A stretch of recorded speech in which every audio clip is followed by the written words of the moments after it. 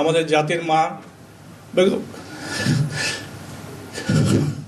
November মাসের 23 তারিখে সন্ধ্যা 8:30 এবারকার হসপিটালে আমাদের দেশনেত্রী প্রাক্তন প্রধানমন্ত্রী আমাদের জাতির মা বেগম খালেদা জিয়া ভর্তি হয়েছিলেন। আমরা দীর্ঘ 1 মাস 10 দিন তার বিভিন্ন চিকিৎসা করে ওনাকে সুস্থ করার জন্য আমাদের আপ্রাণ চেষ্টা ছিল। বাট আমি মেডিকেল বোর্ডের পক্ষ থেকে আজ ভোর 6টায় 30 ডিসেম্বর ওনার মৃত্যু ক্লিনিক্যালি ডেথ ঘোষণা করেছিলাম।